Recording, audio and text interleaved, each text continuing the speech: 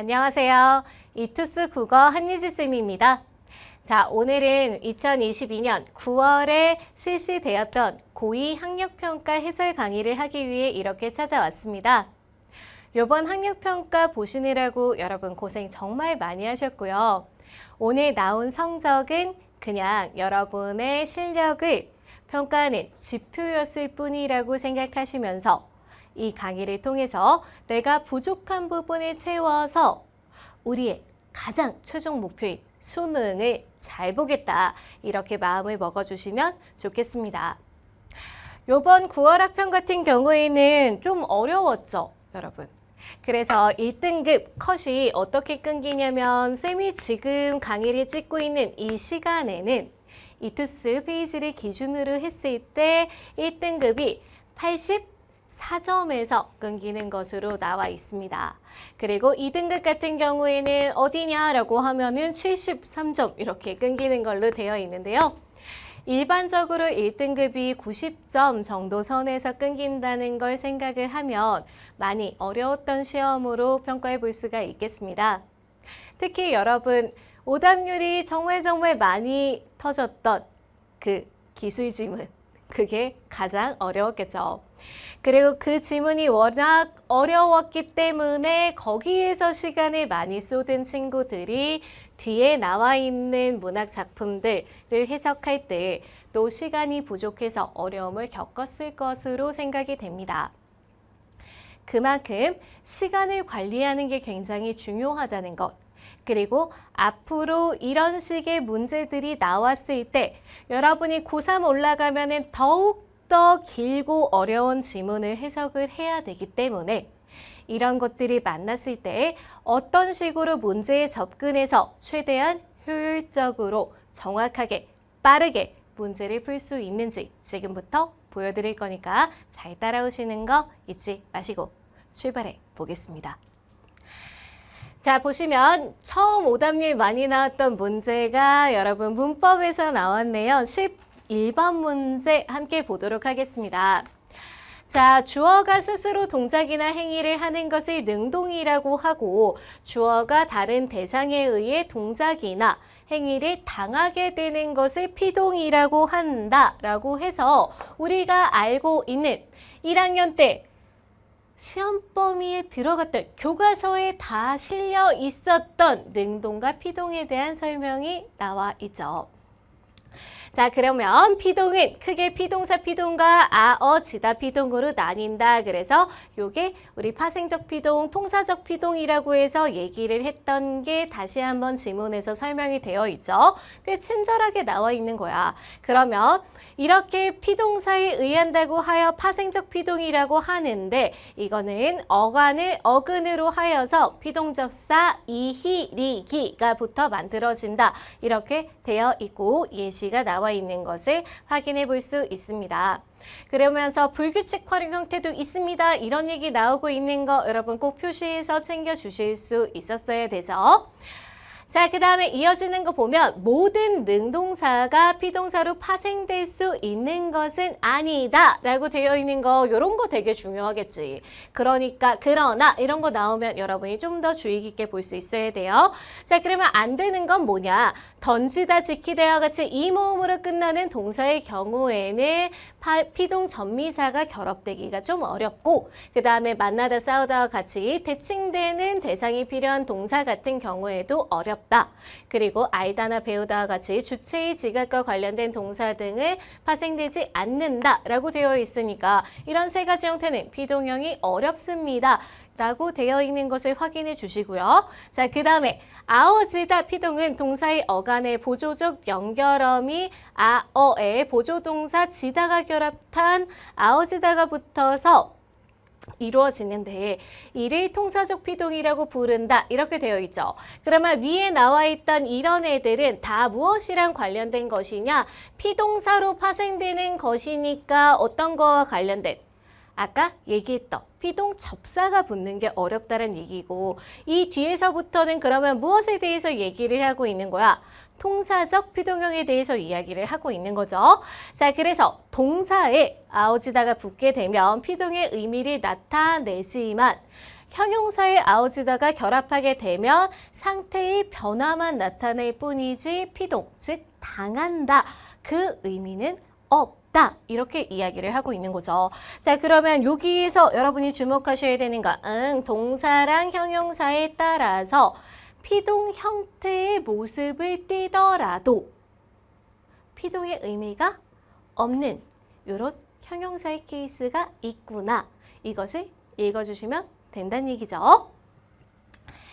자, 이렇게 그러나라고 해서 피동형에 대해서 설명 나오는 부분이 제일 핵심이다. 이거 읽어주시고 나서 이어지는 거 보시면 15세기 국어에도 피동 표현이 사용되었다. 그래서 이히 기가 붙어서 만들어졌는데 이가 결합하면 분철 표기했고요. 이런 내용과 관련된 게 12번 문제에서 나오고 있는 것을 확인해 주시면 됐습니다. 그래서 아우디다라는 게 사용이 돼서 이렇게 동사가 많이 존재하고 있다. 이렇게 얘기를 하는 거니까 내가 피동사, 피동 전미사가 아니어도 동사 자체가 애초에 피동의 의미를 나타내고 있는 게 중세 때는 지금보다 훨씬 많았구나 라는 것을 마지막 문단에서는 확인을 할 수가 있거든요.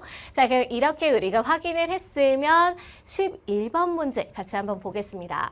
윗글을 이해한 내용으로 적절하지 않은 것은이니까 틀린 것 같이 찾아보면, 자, 1번 물건이 실리다는 비동사 파생이 동사의 불규칙 활용 형태로 나타난 것이다. 맞는 얘기지. 불규칙 활용이라고 그러면 우리 디귿 불규칙, 시옷 불규칙, 비옷 불규칙, 르 불규칙 뭐 이런 거 나왔던 어간 불규칙이냐, 어미 불규칙이냐, 어간어미 불규칙이냐 이런 것들 생각을 하셔야 되는 거예요.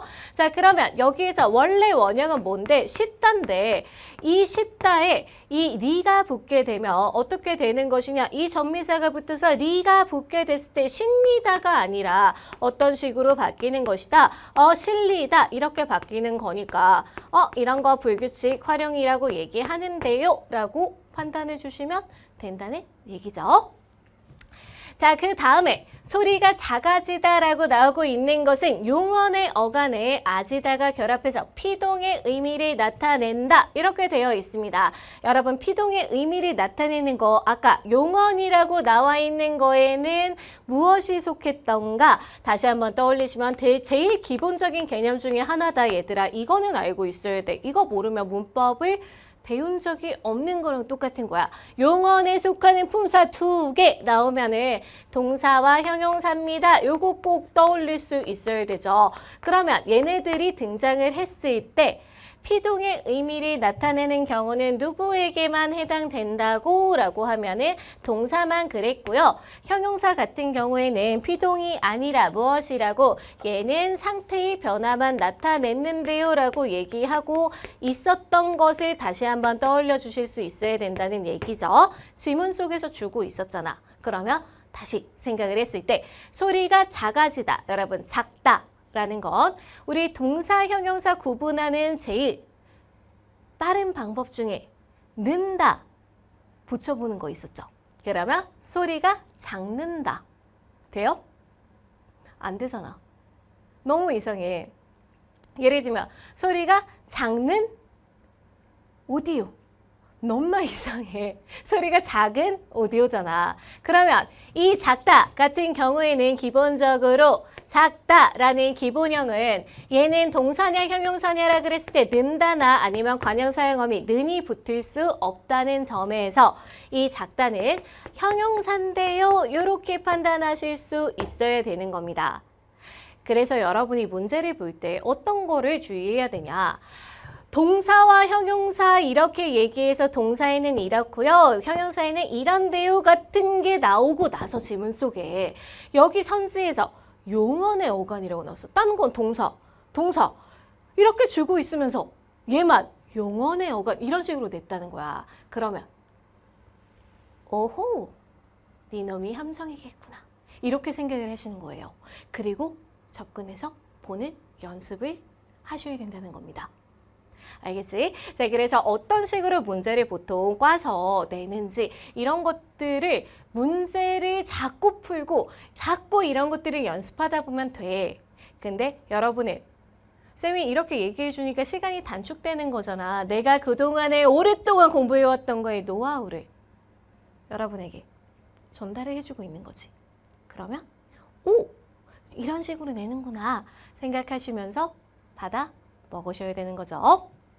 자, 그래서 얘는 형용사야. 그러면 피동의 의미를 나타낸다, 아니다? 아니다. 아까 위에서 뭐라 그랬는데? 상태의 변화만 나타낸다며.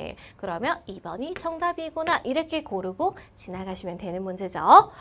자, 그 다음에 3번 보시면 피동정미사 이가에서 꼬이다. 그래서 꼬아지다라고 나오는 거니까 맞는 얘기고, 그 다음에 잡다에서 능동문의 목적어라고 하면 도둑이죠. 그러면 도둑이 경찰에게 잡히다가 돼야 되는 거니까 맞는 얘기 이렇게 판단하시면 되고요. 자, 아버지와 닮다는 대칭되는 대상이 필요한 동사로 전미사와 결합해서 파생되지 않는다라고 하면 앞에 나와 있었던 여기에서 우리 다시 한번 대칭되는 대상이 필요한 누구와라는 이런 것들이 필요한 경우에는 어떻게 해야 돼? 누구와 이런 것들이 필요한 경우에는 여기에 해당되는 피동사로 파생되지 않는다라고 나와 있던 것을 다시 한번 확인을 해주시면 맞는 얘기 이렇게 판단할 수 있다는 겁니다. 그래서 2번이 정답이구나 확인해 주시면 되는 문제고요. 자, 이어서 14번 문제 가겠습니다. 이거 왜 이렇게 많이 틀렸어, 얘들아? 이거는 그냥 여러분이 문법에서 1학년 때 여러분이 이제 3학년 때 엄매냐 화작이냐를 선택할 수 있게 되면서 저는 화작을 선택할 건데요. 이제 이러면서 1학년 교과서에서 배웠던 내용만 문법 공부를 했던 친구들은 이 파생어, 합성어가 굉장히 오랜만에 등장했기 때문에 아마 많이 틀리지 않았을까? 쌤은 그렇게 추측을 하고 있습니다. 아니라면 이 합성어 중에서도 통사적 합성어와 관련된 문제는 사실 가장 기본 문제 중에 하나거든. 그래서 여러분이 이제 문법을 아마 공부를 지금 소홀하게 하고 있기 때문에 2학년 때는 문학이나 독서가 학교 수업의 위주가 되다 보니까 그래서 틀리지 않았을까 이런 생각은 하지만 그래도 이렇게 학력평가에 나왔을 때 우리 체크해 볼 수 있어야 되니까 다시 한번 집중해서 따라오시고요.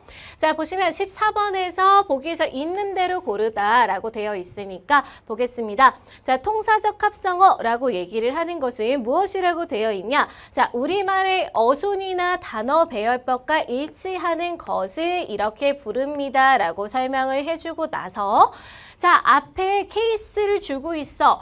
엄청 친절한 문제야. 내가 통사적 합성어 잘 알고 있으면 그걸 곧장 가시면 돼요. 근데 모르겠다. 나와 있는 거 따지라는 거야. 자, 그러면 어떻게 주어져 있어? 명사와 명사가 결합을 할 수가 있고요. 첫 번째 케이스. 용언의 관형사형과 명사의 결합. 그러면 관형 나오게 되면 관체라고 쌤이 맨날 얘기해서 체현을 수식하는 역할을 하는. 그래서 명사를 수식하는 역할을 주로 하는 것들을 의미하는 거죠. 자, 그 다음에 부사와 용언의 결합처럼 어근과 어근의 연결이 어순이나 단어 배열에 일치하는 것을 통사적 합성어라고 한다라는 거니까. 거기에 해당되는 줄을 보겠다는 얘기예요. 자, 그러면 여러분 덮밥 등장했습니다. 덮밥 이거 이 덮 뭔데? 덮다 할 때 동사잖아.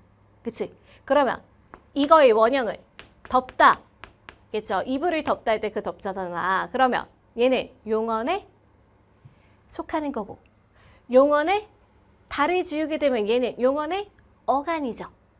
그러면 얘는 혼자 쓰일 수 있다 없다? 없다라는 얘기예요. 그래서 이거 덮밥 모국어 화자들에게 어떻게 늘릴 거니? 제육덮밥 늘려봐라. 그러면 제육을 덮은 밥이라고 누구나 얘기를 하죠. 이거는 관양사양 어민 은이 생략된 케이스야. 그러면 이거는 관양사양과 명사가 결합을 해야 되는데 얘가 지금 생략되어서 용언의 어간이 직접 결합되어 있는 케이스니까 통사다 비통사다? 비통사다. 되게 대표적인 예시잖아. 넌 아니구나. 돌, 다리. 그러면 돌과 다리가 결합하는 거니까. 넌 맞네. 자, 하얀색. 이러면 하얗다에 니은 붙어서 색을 꾸며주고 있는 거니까 너도 맞네. 자, 높푸르다. 여러분 이거 늘려봐. 높고 푸르다 라고 우리가 얘기를 하겠죠. 그러면 얘도 쟤와 마찬가지로 얘가 생략이 되어 있는 거네 생각하게 되면 통사와 비통사 중에 비통사구나 이렇게 판단하시는 겁니다. 자, 그 다음에 잘생기다. 생긴 건 생겼는데 잘생겼어 라는 거죠. 그러면 잘 한다. 잘 먹는다. 이런 식으로 우리가 쓰는 거니까 얘는 뭐다? 부사다. 부사는 용언을 수식하는 기능을 한다라는 거니까 여기에 해당되는 얘기죠. 부사와 용언의 결합이라고 등장하는 케이스니까 이렇게 우리가 볼 수 있다는 겁니다. 자, 그래서 얘는 명사와 명사의 결합이라고 생각을 해볼 수가 있고 얘는 관형사형과 무엇의 명사의 결합이라고 여러분들이 보시면 되는 거고 그 다음에 얘는 부사와 용언의 결합으로 우리는 생각을 해볼 수가 있다는 겁니다. 그럼 정답은 4번 이렇게 골라주시는 거죠. 그래서 이거는 여러분이 예전에 문법을 누구나 공부할 수밖에 없었던 수능을 봤을 때라면 대부분 학생들이 아마 맞췄을 만한 문제인데요. 여기에서는 여러분의 이제 문법 공부가 예전보다는 소홀하다는 것을 확인해 볼 수 있는 문제라고 생각을 해주시면 되는 거죠.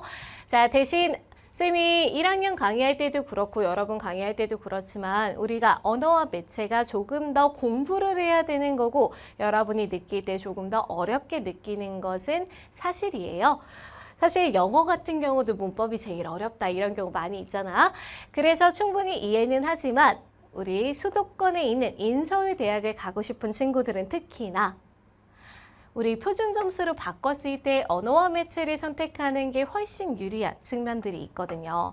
그리고 문법은 공부하면 성적이 나오는 영역이기 때문에 여러분이 열심히 공부해서 좋은 성적을 받겠다 이런 목표를 가지고 한번 도전해 보시는 것도 쌤은 항상 추천을 하고 있습니다. 그러니까 그런 생각을 가지고 있는 친구들은 쌤이랑 같이 공부해서 실력을 한번 키워볼 수 있도록 마음을 먹어주시고요. 자, 이제 문법까지 함께 공부를 해봤다면 이어지는 것으로 여러분의 오답률이 가장 높았던 지문이 등장을 할 겁니다. 그 중에서도 오답률 1위 문제가 등장을 했죠. 자, 29번 문제에 나왔는데요. 쌤이 왜 지문보다 먼저 이걸 가지고 왔냐? 이거 어려웠어. 어렵긴 했는데 여러분 이 문제 지금 몇 명이 틀렸냐면 몇 %가 틀렸냐면요.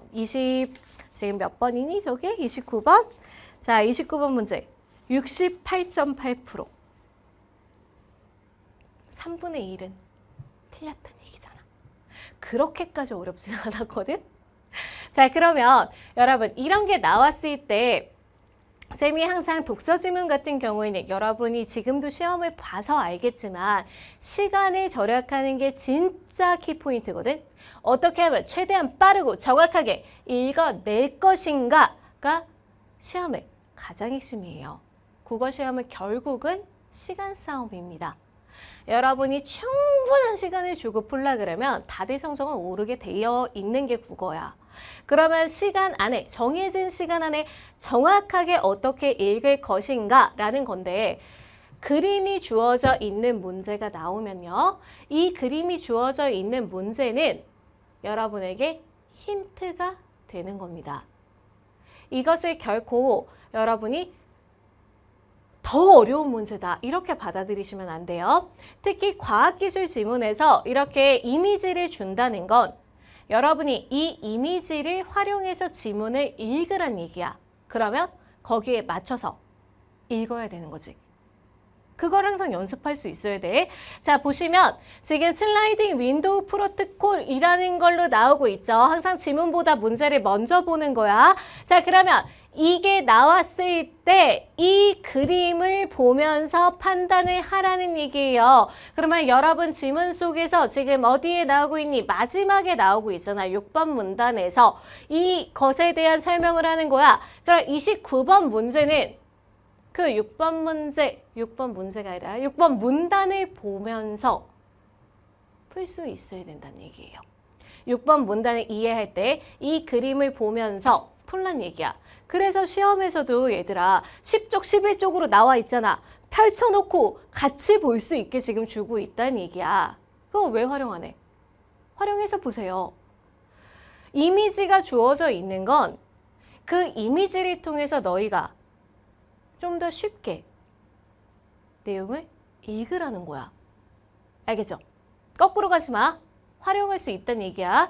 자, 그래서 29번은 요거를 말씀드리기 위해 먼저 가지고 온 거고요.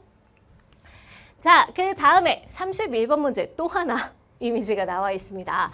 자, 그러면 이거는 뭐에 대한 얘기를 자동 반복 요청 방식을 이용해서 데이터 전송 오류 제어 과정을 얘기를 하는 거의 일부 과정이래요. 그러면 자동 반복 요청 방식이라는 게 등장했을 때 우리 지문 속에서 ARQ라고 나와 있는 그 얘기죠.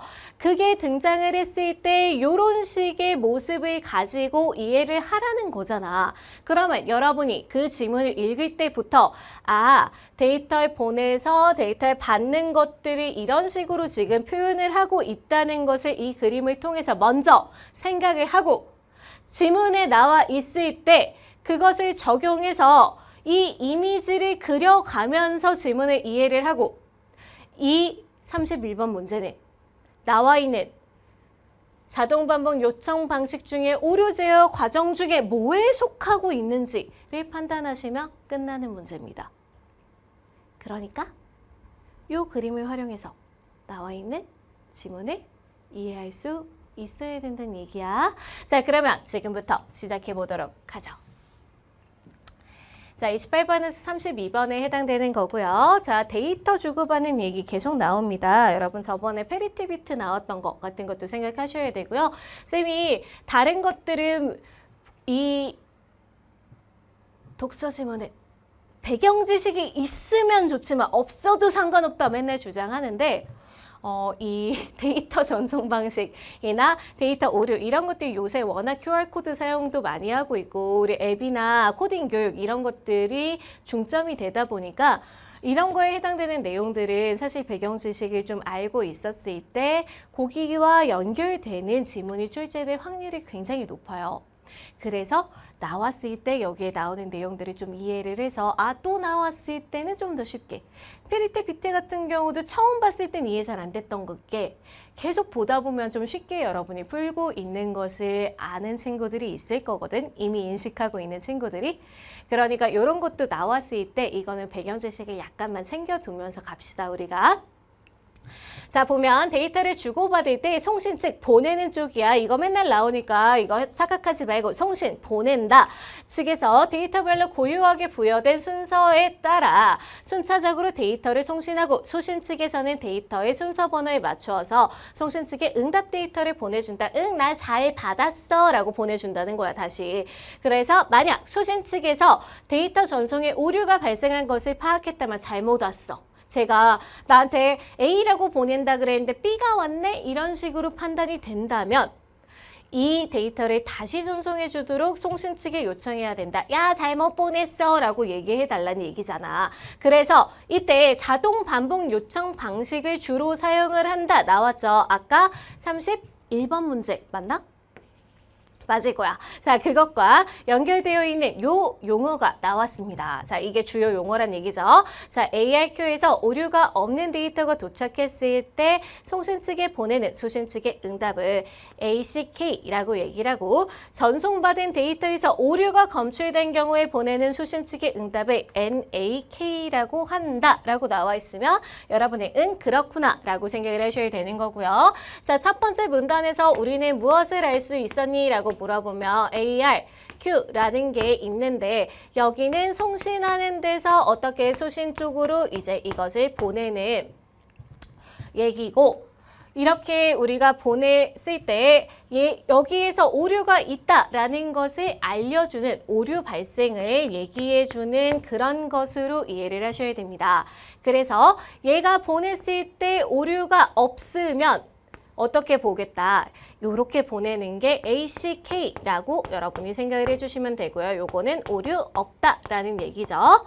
자, 그 다음에 만약에 얘가 이렇게 보냈을 때 수신 측에서 뭐라고 또 신이라고 썼는데 신 지우고 다시 쓴다고 했는데 또 신이라고 쓰는 이건 무엇이지? 그렇게 송신이라는 단어를 완성하고 싶은 것인가? 그건 아닌데. 자, 여기에 수라고 여러분 써주시고요. 송수라고 이제 보시면 자, 여기에서 오류가 검출된 경우에 수신 측의 응답. 그래서 너 보낸 거 지금 오류 났어 라고 얘기를 하는 건 무엇이라고 얘기한다. NAK라고 우리가 얘기를 한다 라는 것을 파악을 해주시면 된다는 얘기야. 자, 그러면 이렇게 나와 있는 것은 옆에 살짝쿵 메모를 해뒀으면 조금 더 편하게 읽을 수 있었겠죠. 자, 이렇게 되어 있는 상태에서 두 번째 문단으로 넘어가겠습니다. 무엇이라고 이야기를 하고 아직 안 넘어가네. 1번 문단. 자, 계속 나오죠? 자, 그런데 송신 측에서 데이터를 전송한 시점으로부터 타이머를 작동해 지정된 시간 동안 수신 측으로부터 아무런 응답이 없는 경우 이것은 타임 아웃이라고 간주를 한대요. 그러면 그렇구나 이렇게 생각을 해주시면 되고요. 자, 타임 아웃이라고 간주하는 것은 수신 측이 송신 측에 응답을 하지 않거나 두 가지 케이스가 있다는 거야. 또는 이렇게 받았는데 씹어, 일십. 라는 경우거나 또는 전송에 도달하지 못하고 중단된 상태. 까똑으로 따지자면 여러분 빨간색 뜨는 그거 얘기하는 거야. 보낸 줄 알았는데 왜 대부답을 안 하는지 고민을 했는데 알고 보니 빨간색 이런 경우 있잖아. 그런 경우 둘 다 무엇이다? 일십이든 안 보내줬든 타임아웃이라고 부른다. 이 얘기야. 오케이. 이해되지? 자, 그런 상태에서 타임아웃이 되는 동시에 데이터를 재전송한다라는 거니까 여러분 그러면 타임아웃은 누구와 더 가까운 거야? 얘야? 얘야. 다시 보내야 되니까. 오류가 있다랑 비슷한 걸로 생각을 해볼 수가 있죠. 자, 그래서 타임아웃이라는 애도 있다. 오류가 있어서 보내는 이게 아니라 이렇게 연락이 안 돼서 답이 오지 않는 경우에 다시 한번 보내는 그런 케이스도 있다라는 게 첫 번째 문단에서 얘기를 하고 있는 거야. 자, 오케이. 이해됐어. 자, 그러면 넘어가서 두 번째 문단에서 그럼 뭐라고 얘기를 하고 있는지 봅시다. 네, 이제 두 번째 문단이죠. ARQ는 정지대기 ARQ, 고백엔 ARQ, 선택적 재존송 ARQ 등으로 그 유형을 나눌 수 있다. 이렇게 되어 있습니다. 가쁜 로맨틱 이제 이런 게 등장을 했는데 자, 정지대기 ARQ, 고백엔 ARQ 이렇게 세 가지 종류가 있다는 것을 체크하시면서 자, 정지대기 ARQ에 대해서부터 먼저 설명을 하겠대. 가장 단순한 자동 반복 요청 방식으로 수신 측은 송신 측으로부터 받은 데이터를 먼저 수신 측의 버퍼인 수신 윈도우에 저장을 한 후에 라고 되어 있습니다. 그러면 순서 나왔으니까 끊어주시고요. 자, 오류 검사를 실시한다. 그 결과 오류 없다 또는 오류 있다를 전송한 후에 해당 데이터를 수신 윈도우에서 삭제를 한다. 이렇게 되어 있으니까 여전히 순서 나와 있는 거 여러분 다시 한번 생각을 하실 수 있어야 되겠죠? 자, 그러면서 송신 측은 수신 측으로부터 ACK를 수신하면 그 다음 데이터를 전송하고 NAK를 수신하거나 타임아웃이 되면 그에 해당하는 데이터를 재전송한다. 이렇게 되어 있습니다. 자, 그러면 여러분 다시 한번 나와 있는 내용을 우리 그림을 통해서 정리를 해보자면 1번 정지대기잖아. 그러면 여기에 나와 있는 요 케이스 같은 경우에는 아까 31번 그림을 우리가 봤던 걸 생각할 수 있어야 된다는 거야.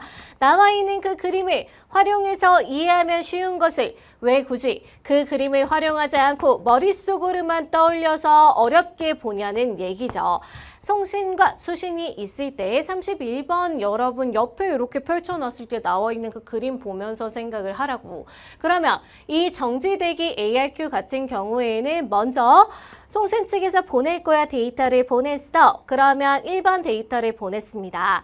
그랬을 때 자, 이것을 수신 측의 버퍼인 여기에다가 저장을 하는 거야. 여기에다가 저장을 하고 나서 어떻게 오류 검사를 실시해. 그래서 오류 검사를 실시를 했는데 그 결과 오류가 없네 라고 판단을 해서 이렇게 보내게 되면은 어떻게 하겠다. 1번 오류 없어요 라고 얘가 이제 보내게 되면은 얘가 오류 없어? 라고 수신을 한 다음에 다시 한번 요렇게 보내는 거죠.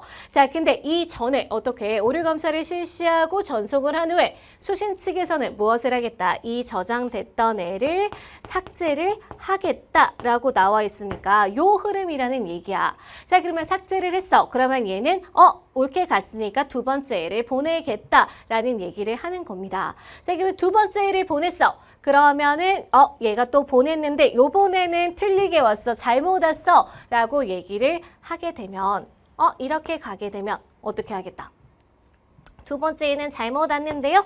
라고 얘기를 하고 얘가 또 저장하고 그 다음에 삭제를 진행을 했으면 보내고 나서 삭제를 한대잖아. 그럼 삭제를 진행을 했으면 얘는 잘못 갔네? 다시 보내줘야 되겠네? 라고 생각하면서 몇 번을 보낸다? 2번을 보낸다. 이 얘기예요. 어려워? 안 어렵잖아. 또는 타임아웃이 되면 그에 해당되는 데이터를 재전송한다. 예를 들어서 얘가 지금 이걸 안 보내고 그냥 수신이 안 된 거야. 중간에 안 왔어. 그래갖고 안 보내고 있어. 그러면 이쪽에서 기다리는 거지. 기다리다가 안 오네?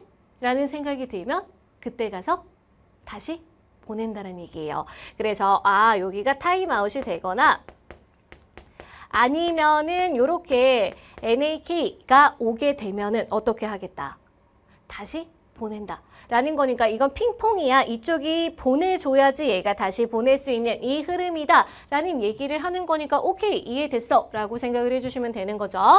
자 그러면 우리가 이번 문단에서 이렇게 이해를 했다면 이제 이어지는 내용은 어떤 게 있는지를 보게 되면 자 고백엔 ARQ입니다. 우리 로맨틱한 애를 한번 봅시다. 자 얘는 자 ARQ에서는 송신 측이 수신 측의 응답을 기다리지 않고 연속해서 순서 번호가 부여된 데이터를 전송하는 방식이다 라고 되어 있죠. 자 끊어주시고 오류가 발생하면 오류가 발생한 데이터를 포함해서 이후에 전송된 모든 데이터를 재전송한다. 끊어주세요. 자 이 방식에서 수신 측은 데이터를 수신 윈도우에 하나씩 저장하는데 라고 되어 있는 거 끊으시고 자 송신 측으로부터 오류가 없는 데이터를 수신한 경우는 무조건 보내니까 이거는 얘가 꼭 보내야 된다라는 얘기죠. 자 오류가 있는 데이터를 수신한 경우에는 NAK를 보내거나 무시할 수 있다. 대답 안 할 수도 있다는 얘기야. 자 그래서 오류가 발생한 순번 이후의 데이터에 대해서는 수신을 거부하는 이런 모습까지 보인다라는 겁니다. 자 그러면 두 번째 지금 나와 있는 애는 누구니? 라고 하면은 고백엔이라는 앤데요. 라고 여러분이 생각을 해주시고요. 얘는 우리가 여기 나와 있는 것처럼 그림을 그렸을 때는 어떻게 볼 수 있겠니? 라는 것을 판단하실 수 있어야 된다는 얘기죠. 자 그러면 송신과 수신이라고 되어 있는 요거를 여러분들이 떠올려서 이미지화를 해서 이해를 하라는 얘기야. 얘는 뭐 한다? 앞에서부터 따져 그냥. 자 그러면 기다리지 않고 연속으로 보내고 있습니다. 나왔으니까 1, 2, 3 정도까지 우리 적어주자는 얘기야. 보냈어 라고 하면 얘가 우선은 받았어. 그러면 자 수신 윈도우에 하나를 저장하는데 하나씩 저장을 하는데 그래서 얘도 저장을 하고 얘도 저장을 하고 있단 얘기야. 자 근데 얘가 문제가 없었어. 괜찮아. 라고 하면은 무엇을 보내준다? 응, 괜찮은데요. 라고 해서 1번에 대해서 보내준다는 얘기야. 너 괜찮았어. 괜찮았어. 라고 보내준다는 얘기죠. 자, 근데 오류가 있는 데이터를 수신했어. 예를 들면 2번이 데이터가 오류가 있어. 그러면 얘는 두 가지 선택을 할 수 있다는 겁니다. 어떻게? 이거를 보내거나 or 안 보내거나 이 두 가지를 할 수 있다는 얘기야. 그쵸? 자 그러면 얘는 계속 쏘고 있잖아. 4번, 5번 이제 이렇게 계속 쏘고 있다는 얘기야. 근데 얘는 여기에서 이거를 보냈으면은 어떻게 돼야 되는 거야? 이걸 수신한 순간부터 오류 있다고? 그러면 거기서부터 어떻게? 이후에 모든 것을 다시 보낸다라고 되어 있으니까 2번이 지금 오류가 있다고 얘가 보낸 거야. 그러면 그래? 라고 생각하면서 어떻게 해야 된다? 그러면 2번을 다시 보내야 되겠네 라고 해서 보내는 걸 선택을 하는데 2번만 보낸다 아니면 5번까지 보낸다 다시 다 보내야 된다는 얘기야. 그래서 2, 3, 4, 5번을 이렇게 보내는 형태가 나타날 수가 있다는 얘기고 또는 무시를 하는 경우도 있는 거잖아. 얘가 이렇게 안 써주고 그냥 여기에서 무시를 했어. 그러면 3번, 4번, 5번이 진행되는 동안에 이쪽에서는 아무 신호가 없는 케이스죠. 이렇게 해서 아무 신호가 없는 케이스가 등장을 하는 거잖아. 그러면 이 시간은 무엇이다?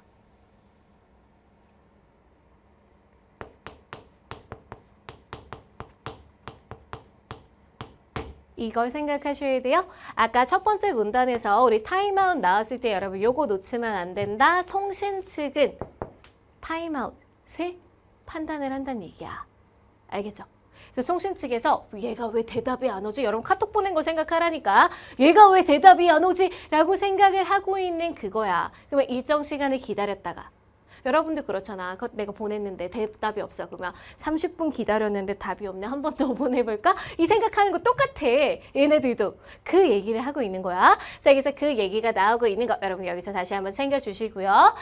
자, 그래서 이렇게 얘기를 하고 있는데 그리고 얘는 되게 또 뭐하고 있는 거야? 자, 수신 측에서는 오류가 발생한 번호 이후의 데이터에 대해서는 수신을 거부하는 거야. 그래서 얘가 지금 어떻게 하고 있는 거냐면 2번에서 오류 났어 라고 얘기를 하거나 아니면 내가 안 받았어. 여기서부터는 대답을 안 해. 그러면 여기서 하나도 저장하지 않을 건데요 라고 지금 나가고 있는 거야. 알겠죠? 자, 그래서 이렇게 나오고 있는 것을 여러분이 고백엔에서 확인을 해주시면 되고요. 자, 이렇게 봤는데 내용이 이어지고 있죠. 어떻게? 오류가 있는 데이터에 대해서 이렇게 붉은색으로 보내는 방법을 명시적인 방법이라고 얘기를 하고 무시하는 방법을 묵시적인 방법이라고 한다라고 되어 있으니까 이걸 또 두 가지로 나누는구나. 우린 이렇게 생각을 하시면 되고요.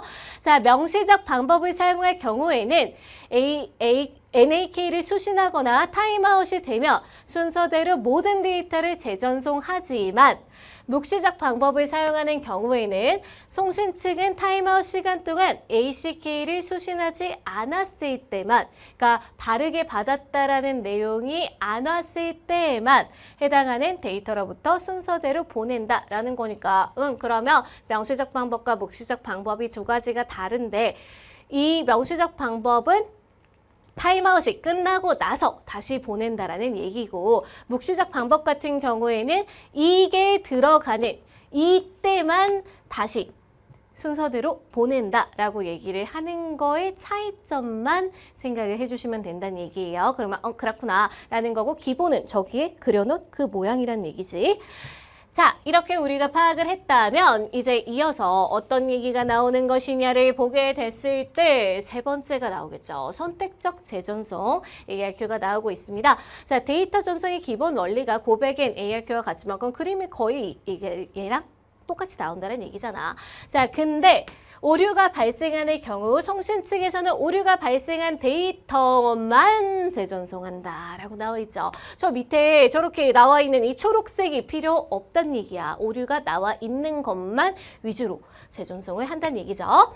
자, 수신 측은 먼저 도착한 데이터의 오류 검사가 끝나지 않았더라도 저장한다니까 얘는 보내면 무조건 저장하겠다는 거야. 그러려면 저장 용량이 좀 커야 되겠죠. 그 내용이 뒤에 나오잖아. 이걸 보는 순간도 우린 그 생각을 할 수 있어야 되는 거지. 오류 있을 수도 있는 애도 무조건 우선 저장이라는 거잖아. 여러분도 약간 그런 거 있잖아요. 쌤은 여러분 이제 가르쳐야 되잖아. 그러다 보니까 그 자료 같은 것들을 다운을 받는 경우가 많이 있어요. 그래서 쌤이 처음부터 끝까지 다 만들어내긴 좀 어려우니까 활용할 수 있는 자료 같은 것들 다운을 받는데 당장 내가 오늘 수업해야 되거나 하는 게 아니어도 우선 있으면 다운 약간 이런 것들이 있거든. 근데 그러다 보니까 외장하드가 막 터져나가고 우리 지금 구글에서 저장하는 거 드라이브 용량 제한했잖아요. 쌤은 원래 대학 졸업한 그걸로 그냥 무제한으로 쓰고 있었거든. 용량 제한했는데 쌤이 지금 외장하드 저장이 4테라인가 이런 거야. 근데 외장하드가 아니라 거기 드라이브 저장이 4테라인가 그렇거든요. 몇으로 줄이라더라? 5GB로 줄이라. 그거 왔던 것 같아. 그래서 내가 네? 영상 하나 저장하면 끝나는 거 아니에요? 막 이런 기분으로 그거 어떻게 지우지라고 지금 고민하고 있는데 그래서 쌤이 그 한 4TB 외장하드를 2개인가를 지금 주문을 했어요. 우선 옮기긴 옮겨놔야 될 것 같아서. 근데 어쨌든 그렇게 계속 저장을 하면 저장 용량이 좀 커야 되겠구나 이런 생각을 우리가 좀 해볼 수 있잖아. 자, 그래서 그런 얘기가 나오고 있는 거야. 자, 그리고 나서 오류가 발생한 이후에 순번 데이터는 ACK를 보내지 않고 수신 윈도우에 저장한 다음에 재전송된 데이터가 도착하면 해당 데이터에 대한 ACK를 보낸 후 어떻게 수신 윈도우에 저장된 데이터와 함께 순서 번호를 맞추어 다음 단계로 전달한다. 이렇게 되어 있죠. 이 방법 역시 겉으로 보여주는 NAK를 보내는 방법과 보내지 않는 방법으로 나눌 수 있다라고 되어 있으니까 그렇구나 이렇게 생각을 해주시면 되는 겁니다. 자, 그러면 네 번째에 해당되고 있는 네 번째 문단에 해당되고 있는 세 번째죠. 무엇이 나오고 있니? 라고 하면은 선택적 재전송이야. 그럼 무엇을 선택해서 재전송한다는 얘기야? 오류 난 거. 그것만 보내겠다 이 얘기잖아. 그러면 옆에 있는 애와 그림이 거의 똑같이 등장을 할 건데요. 비슷하게 등장을 할 거지만 무엇의 차이가 있다라고 하면은 얘는 이렇게 보내고 있었는데요 라고 나오고 있는 것은 똑같은데 이렇게 얘도 핑퐁이 아니라 그냥 무조건 먼저 보낼 건데 오류가 발생한 경우에는 그것만 재전송하겠다는 거야. 이렇게 해서 1번 왔을 때는 오케이 이제 이렇게 서로 받아들이는 거지만 자 이어지는 여기에서는 어떻게 하겠다. 만약에 2번에서 얘가 오류가 있다라고 오게 되면은 얘만 다시 한번 보낸다라는 얘기야. 여기에서 보낼 때 2번만 보내지 3번을 다시 보내진 않는다라는 얘기죠. 이렇게 하기 위해서는 여기에 있는 애들이 어떻게 돼야 된다. 내가 보냈을 때 1번, 2번, 3번 다 저장을 해둬야지만 2번만 바꿔서 보내도 나머지가 저장이 되어 있을 수 있다는 얘기잖아. 그 얘기가 나오고 있는 거야. 자, 그래서 자 이렇게 나와 있는 거. 그래서 재전송된 데이터가 도착하면 요거에 대해서 얘가 받았어. 근데 얘가 괜찮아. 잘 왔어. 그러면 요렇게 해서 ACK를 다시 한번 보내주는 요런 모습을 띈다는 얘기죠. 자, 그래서 수신 윈도우에 저장된 데이터와 함께 맞추어서 다음 단계로 전달을 하는 요런 느낌으로 진행되는 게 바로 무엇이다. 선택적 재전송 ARQ. 라는 겁니다. 라는 거죠. 내가 약간 ARK라고 자꾸 발음하고 있지 않았어요? ARQ라고 했나? 알 수 없어요. 요새 약간 머리로 생각하는 것과 입 밖으로 나가는 얘기가 좀 다른 경우가 많이 있거든. 왜 이러는 걸까? 약간 이러면서 쌤이 진짜 요새 걱정 중이라니까? 근데 막상 걱정하면서도 인터넷은 못 끊고 있고 약간 이런 것들이죠. 그런 짧은 글 같은 거 읽는 거 줄여야 되는데 인터넷이 텔레비전보다도 더 사람을 약간 바보로 만드는 것 같기는 하거든요. 텔레비전은 그래도 송출되는 것을 내가 계속 봐야 되는 그런 거라도 있는데 그런 참을성이라도 필요한데 인터넷에서 보는 영상 같은 경우에는 관심 없으면은 빠르게 돌리든가 중간중간 띄워보거나 하니까 좀 더 참을성이 없어지는 것 같다 그래야 되나? 좀 그런 것들도 있는 것 같아.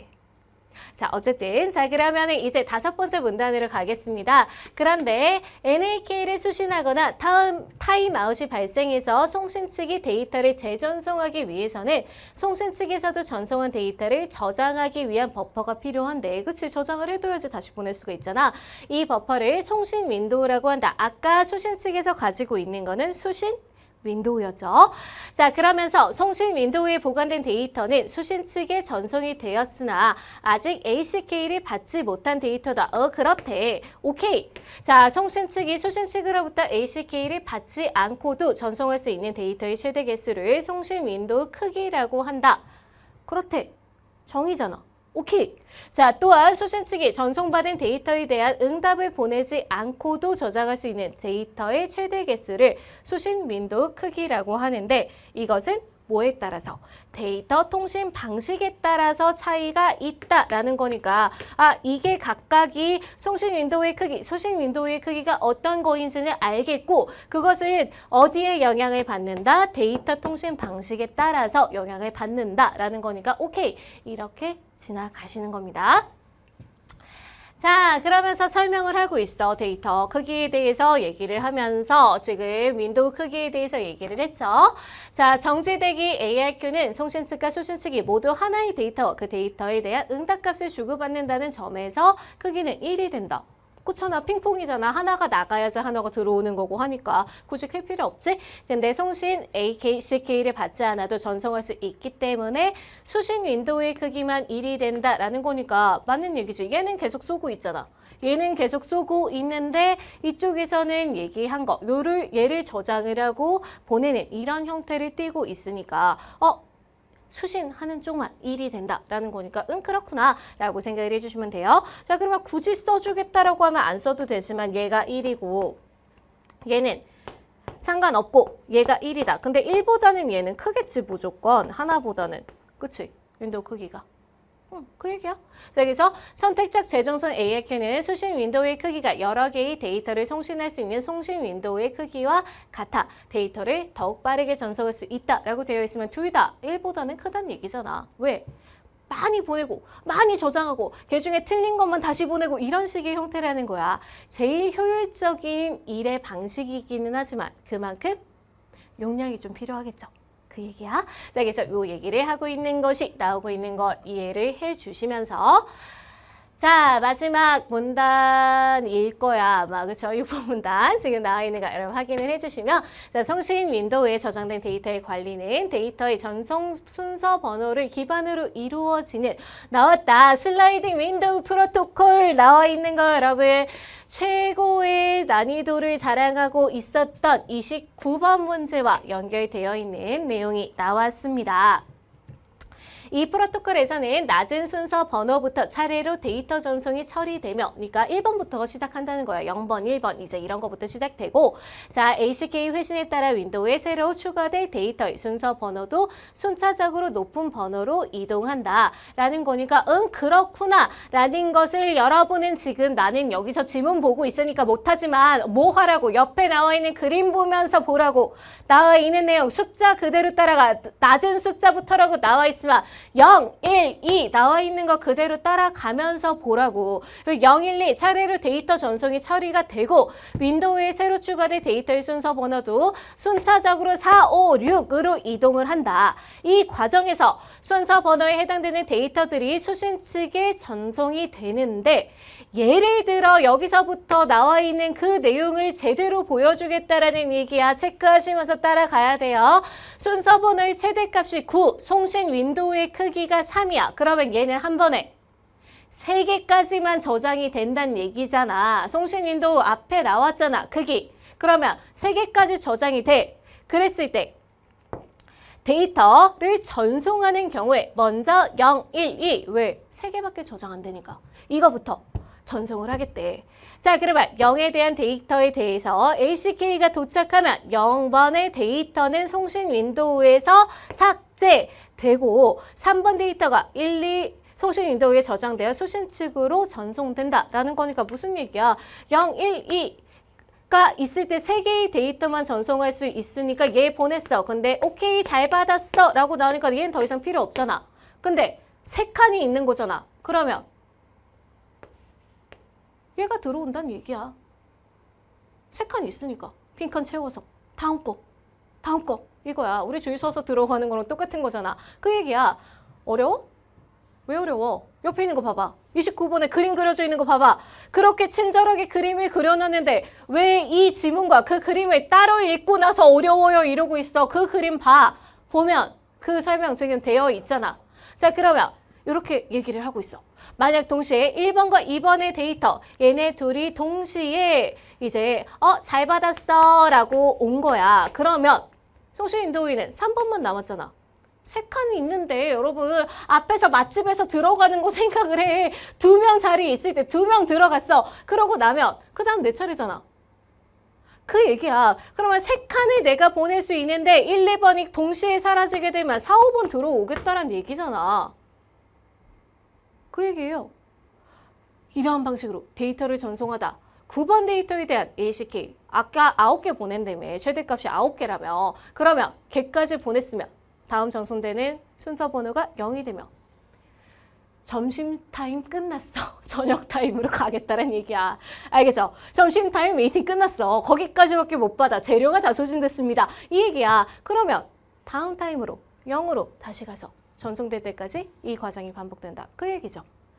내가 전송해야 되는 데이터를 전체 다 전송할 때까지 계속 그 번호로 전송할 수 있는 만큼 다 전송하고 다 했어? 끝이라고 끝난다는 얘기예요. 이해됐죠? 끝! 자, 문제를 가죠. 28번입니다. 윗글을 통해 알 수 있는 내용으로 가장 적절한 것이 나왔죠? 자, 보셨을 때 어떤 것이 정확하냐? 정지되기 ARQ. 제일 앞에 있죠. 자, 수신 측은 NAK를 보낸 후에도 해당 데이터를 저장한다. 아까 아니죠. 저기 삭제라고 써 있는 거 여러분 보이시죠? 자, 그 다음에 고백엔 ARQ에서 수신 윈도우는 여기 있는 애야. 자, 정지되기 ARQ와 마찬가지로 데이터를 하나씩 저장한다. 라고 되어 있는 거. 저기 저장 하나라고 쓰여 있는 거 보이죠? 자, 그러면 맞는 얘기인데요. 이렇게 골라주시니까 2번이 정답입니다. 안 어렵죠? 이렇게 고르시는 거예요. 자, 그 다음에 3번 보시면 선택적 재전송 ARQ와 고백인 ARQ 모두 송신 측은 ACK를 수신한 후에 아니잖아. 그냥 보내고 있었잖아. 되게 중요한 거였잖아. 자, 그 다음에 4번 송신 윈도우의 크기는 송신 측이 수신 측으로부터 동시에 받을 수 있는 ACK의 최대 개수에 따라 결정된다가 아니었지.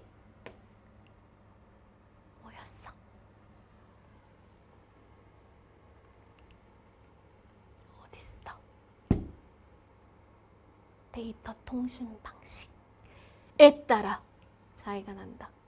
확인되죠? 자, 이렇게 우리가 봤고요. 자, 데이터 전송 과정에서 송신 측이 보낸 데이터는 송신 윈도우 크기보다 큰 순번부터 작은 순번부터라니까. 012부터 보낸다고 돼 있잖아. 맞는. 그래서 2번이 정답입니다. 이렇게 고르실 수 있어야 되는 얘기고요. 28번은 여러분이 꼼꼼하게 안 읽어서 그래요. 다시 한번 꼼꼼하게 읽으시면서 시간 들여서 읽으면 충분히 풀 수 있는 문제고요. 자, 29번 가겠습니다. 아까 쌤이 얘기했던 것처럼 여기 나와 있는 거 보면서 그 지문을 읽었으면 이미 이 문제는 풀렸을 문제입니다. 다시 한번 가죠. 자, 프로토콜을 이해한 것으로 라고 나오면 우선은 6번 문단이 중심이 될 거라는 얘기야. 특히 예를 들면 이라고 나와 있는 거 여러분 확인하시면서 자, 송신 측에서 수신 측에 전송하려는 데이터의 개수는 12개래. 총 12개를 보낼 거야 나는. 자, 송신 측은 순서번을 최대값을 5로 설정을 했어. 그리고 나서 슬라이딩 윈도우 프로토콜을 이용하여 데이터를 전송하였다. 라고 되어 있습니다. 자, 그러면 이 과정에서 데이터 저장 상태를 도식화했다. 라고 되어 있죠. 여기에서 여러분 지금 색깔 보이나?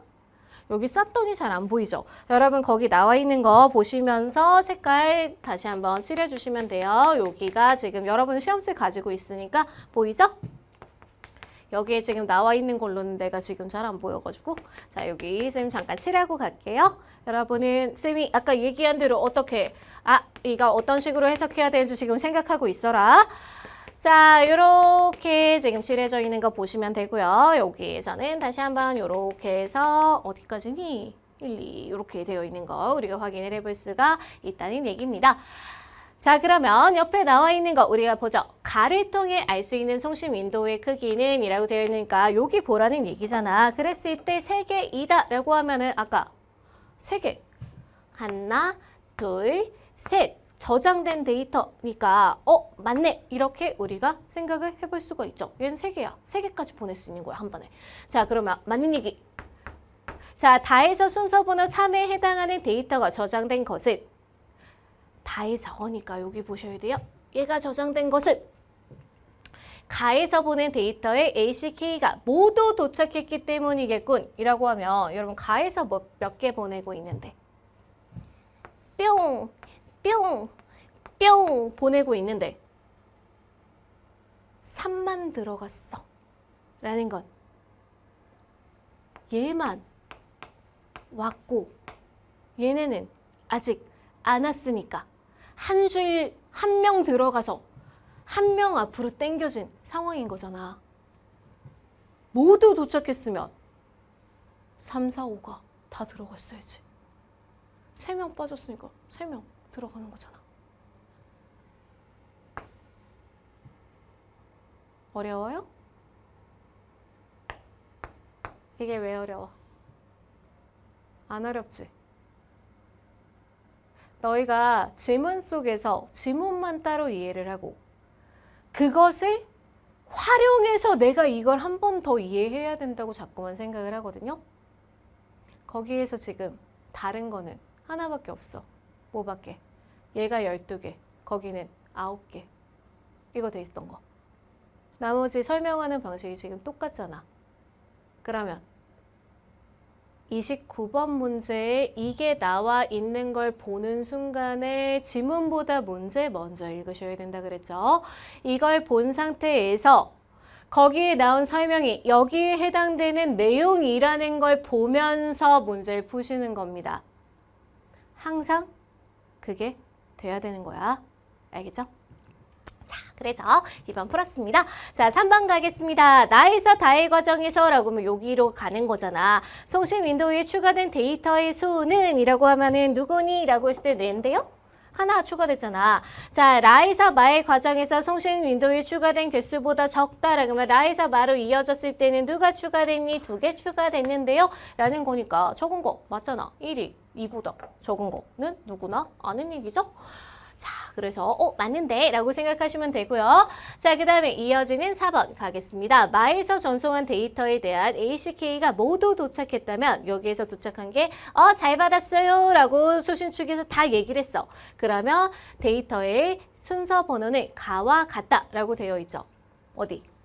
12개니까 우리는 하나, 둘, 셋, 넷, 다섯, 6개니까 6개 다시 보내야 되잖아. 근데 순서 번호의 최대값을 5로 설정을 했다는 거니까 0, 1, 2, 3, 4, 5라고 볼 수 있다는 얘기야. 맞는 얘기. 자, 그 다음에 가에서 마의 과정이 한 번 더 반복된 후에 어떻게 지금 송신 측이 보낸 데이터에 ACK가 모두 도착했다면 송신 윈도우에 저장된 데이터의 개수는 0개이다. 맞죠? 왜? 한 번 더 반복됐어. 12개 다 보냈잖아. 12개 보낸다며. 그러면 아직 저장된 거 없는데요? 라는 얘기잖아. 다음 거. 오케이. 이렇게 고르시는 거예요. 알겠죠? 그래서 4번, 5번이 혹시 어려웠던 친구들은 2번이 너무나도 확실한 답이었거든. 그거 고르고 지나가셨으면 되는 문제예요. 알겠죠? 그래서 굳이 이런 문제에 나왔을 때 물론 여러분이 가끔 착각을 하는 경우도 있기 때문에 100% 그렇게 하라고 쌤이 얘기는 못하지만 기본적으로 너무 확실한 정답이 있으면 괜히 뒤에 나와 있는 선지 보면서 헷갈리지 마세요. 알겠죠? 그래서 확실한 정답이 있으면 그냥 그게 맞겠거니 자신을 믿으세요. 나의 공부의 습관을 믿으시고 나의 능력을 믿으세요. 그게 좀 필요한 부분도 있어요. 만약에 2번을 찍었다. 확실한 것 같아서. 그러면 우선 지나가. 뒤에 문제 다 풀어. 그리고 돌아와서 별표 쳐놓고서 불안하다. 4번, 5번 그때 보시는 거예요. 알겠지? 여기서 시간 많이 쏟은 친구들 뒤에 못 푼 사람 되게 많아 지금. 그러면 안 돼. 우선은 답이다 싶은 거 고르고 넘어갔다가 다시 돌아오는 거 잊지 말고요. 알았지? 그런 게 사실 시험에서는 훨씬 중요해요, 얘들아. 그래서 시험을 보는 방법은 항상 기억을 하고 계셔야 되고요. 네, 자 이제 31번 문제죠. 반복 자동 반복 요청 방식을 이용한 데이터 전송오류 제어 과정의 일부를 도식화한 것이다 라고 되어 있으니까 여러분은 ARQ라고 나와 있는 것 중에서 어떤 거에 해당되는 그림인지를 판단하실 필요가 있는 겁니다. 자, 그래서 이것을 이해한 내용으로 적절하지 않은 것은 이라고 나와 있으니까 우리 저기서 공부한 내용 다시 한번 보시게 되면 데이터 0이 있고 1이 있고 2가 있고 3이 있고 이렇게 보내는 것으로 봤을 때 첫 번째, 정지, 대기는 아니구나 라는 건 판단을 할 수 있죠. 그러면 두 번째 고백인이냐 아니면은 선택적 재전송 ARQ냐 이것을 여러분이 판단하실 수 있어야 되는데요. 자, 보시면 데이터를 보냈어. 그리고 나서 얘가 수신을 해서 이렇게 보내줬습니다 같은 경우에는 응 받았습니다. 그러니까 우리 ACK를 보내고 있구나로 이해를 해볼 수가 있죠. 그래서 이렇게 우리가 오류가 없다는 표시를 해주고 있다고 하면 데이터 1을 이번에는 보냈어. 그랬더니 얘가 대답을 안 하죠. 안 보냈지. 근데 아까 이 고백잇 아니면 선택적 재전송 같은 경우에는 무조건 맞으면 ACK는 보내야 된다 였잖아. 그러면 안 보냈어. 그렇다는 건 데이터 1이 오류가 있다는 얘기고 그리고 오류가 있기 때문에 여기에서 무슨 방법을 선택했다? 대답 안 할 건데? 이 얘기잖아. 그치? 이 상태를 읽어주시면 돼요. 자, 그런 상태에서 데이터 2를 얘는 보냈어. 1 오기 전에 계속 보내고 있는 거잖아. 그래서 보냈어. 그랬더니 얘도 또 전송이 중단돼서 안 간 거죠. 그리고 원래도 여기서부터는 얘는 거절하는 거잖아. 그러니까 안 왔어. 이렇게 된 거야. 그랬더니 얘가 생각을 하는 거야. 아씨 1 보내고 나서 얘가 대답이 없네?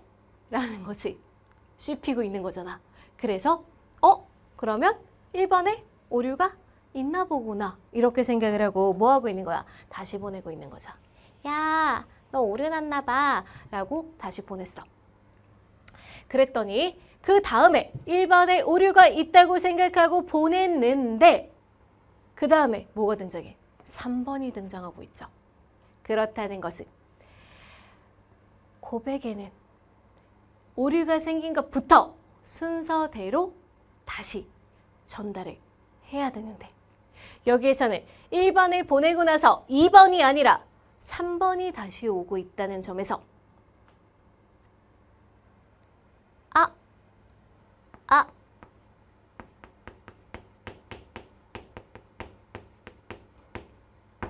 이란 걸 알아낼 수가 있죠. 자, 이렇게 우리가 알았어. 그래서 3번도 보냈어. 그랬더니 얘가 다시 한번 무엇을 하고 있다? ACK를 보내주고 있는 거지. 이건 꼭 대답을 해야 돼. 그러면 1번 데이터는 잘 받은 거고 그 다음에 데이터 2번을 이제 보내고 있습니다. 왜? 라고 하면은 여기에서 얘가 또 대답 안 했었잖아. 그러니까 보내고 있는 것으로 측정을 하면 여러분 그러면 여기에서 1번이었다가 1번으로 보내는 건 묵시적 방법을 선택했기 때문에 이 수신 측에서는 뭐라고 생각을 한 거야? 송신 측에서는 타임아웃이다. 이렇게 생각을 한 거죠. 안 보내주네? 씹혔네? 왜 안 오지? 라고 생각을 하고 보낸 거야. 자, 그 다음에 데이터 2가 온 다음에 다시 데이터 2를 보내게 되는 이 순간에도 무엇이라고 생각을 한 거야? 씹혔네? 왜 씹었지? 타임아웃인데? 이렇게 생각을 하는 거죠. 그래서 지금 묵시적 방법에서 얘가 대답을 안 하고 있으니까 잘못됐나? 생각하고 보내고 있는 이런 상황으로 이해를 해볼 수 있다는 얘기야. 자, 그러면 우리가 그림에서 배웠던 내용을 다 적용을 했어. 1번 가겠습니다. 1을 재전송한 후에 3을 전송하는 것을 보니까 오류 전송 방식은 선택적 재전송 ARQ 방식에 해당되겠고 맞는 얘기죠. 자, 그 다음에 처음 수신한 데이터 1에 대한 응답값을 수신 측이 전송하지 않은 것으로 보아서 대답 안 했잖아. 묵시적 방법에 해당하겠군. 역시 맞는 얘기인데요. 이렇게 볼 수가 있다는 얘기예요. 자, 그 다음에 3번 가시게 되면은 자, 데이터 1을 전송한 후 데이터 1을 재전송하는 데서는 걸린 시간은 타임아웃으로 설정된 시간에 해당하겠군. 맞는 얘기지. 자, 그 다음에 4번. 송신 측에서 데이터 2를 재전송하는 이유는 최초 전송된 데이터 2에 대해서 수신 측이 NAK를 보내지 않았기 때문이겠군. 이 아니라는 거야. 왜? 여기서 묵시적 방법을 사용하고 있다라고 얘기를 하는 거니까 묵시적 방법은 애초에 NAK를 안 보내겠다라는 방법이었잖아.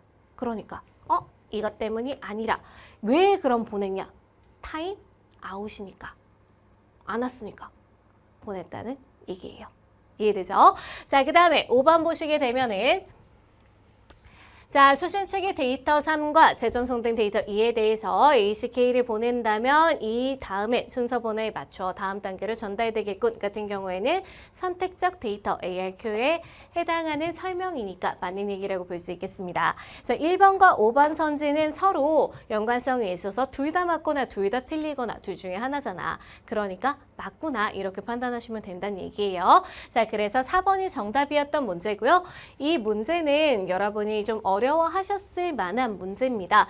그래서 정확하게 요구하고자 하는 게 무엇인지를 읽어낼 수 있는 연습.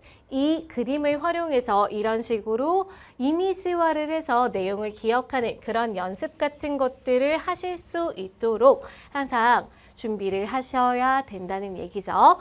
그래서 고3 올라가게 되면 지문이나 문제가 좀 더 어려워지기 때문에 여러분이 이런 문제에 나와 있는 것들을 어떻게 활용할 것인지 같은 것도 항상 생각하실 수 있어야 된다는 얘기입니다. 그게 진정한 국어 공부의 하나라고 보시면 되겠죠? 자, 자, 이렇게 함께 봤으면 이제 이어서 여러분의 오답률이 또 높았던 고전시가가 등장을 했습니다. 요거는 빠르고 간단하게 살펴보고 문제로 곧장 갈 거니까 여러분 잘 따라오시고요. 자, 38에서 41에 해당되는 부분에서 여러분 오답률이 높았던 문제는 몇 번 문제인가 보시면 지금 40번 문제거든요.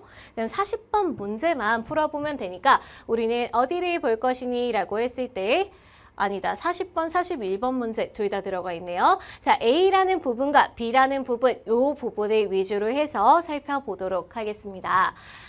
자, 요거에 대해서 이제 설명이 나와 있는 거 어디에 나와 있니? 하면 41번에 우리 보기에서 설명이 나와 있으니까 한번 살펴보고 갈게요. 자, 다양한 공간을 비교적 긴 시간 동안 여행하면서 다루는 기행문학이라는 게 등장을 하게 되면 여기에서는 풍경과 그 다음에 정서와 그 다음에 평가나 주장이 드러나는 의, 요 세 가지가 등장을 한다. 그래서 작가의 여행 경험을 효과적으로 드러내기 위해서 장소와 관련된 정을 상세히 제시하거나 정과 의를 생략하기도 한다처럼 나와 있으니까 그러면 이 두 개의 시는 다 여행을 간 것이겠구나 이렇게 생각을 해주는 거고요. 경, 정, 의가 정확히 어디에서 나오고 있을까라는 것을 생각하시면서 지문을 읽으시면 된다는 얘기야. 그래서 문학은 항상 보기를 먼저 보는 거 잊지 말라고 얘기하는 거 다시 한번 기억하시면서 가겠습니다. 자, 보시면 첫 번째 나온 거. 관서 명승지의 왕명으로 보내심에 행장을 꾸리니 칼 하나뿐이로다 단촐하게 꾸렸어. 그리고 관서로 갑니다. 저쪽에 우리 평양이 있는 그쪽이에요. 자, 그래서 왕명으로라고 되어 있으니까 뭐야? 그러면은 얘는 지금 공직으로 가고 있는 거죠. 그래서 공직자라고 우리가 볼 수 있다는 얘기야. 자, 그래서 연조문 나가서 모아국에 넘어드니 고향을 생각하랴라고 되어 있으니까 여러분 생각한다, 안 한다? 안 한다는 얘기잖아. 임지가 훨씬 중요하다. 그래서 내가 다스려야 되는 이 왕명과 해당되는 게 더 중요하다라고 얘기하면서 벽제의 말가라 임진의 배 건너 천수원이라는 곳을 지나갔어. 그래서 개성은 만국이라 많을 때도 보기 싫다. 굉장히 강성하신 분인데 자, 개성이라고 하면 고려의 그 수도죠. 그래서 거기는 만국이라서 고려는 망했으니까 많을 때 고려의 개성이 있는 상징물 중에 하나입니다. 보기 싫다. 그렇대. 그래서 정서를 얘기하고 있죠. 자, 황제는 전쟁터라 가시덤불 우거졌더라. 그렇대. 자, 그리고 석양이 지거니 채찍으로 재촉해 구연원을 넘어드니 그래서 해가 질려 그러니까 빨리빨리 간 거야.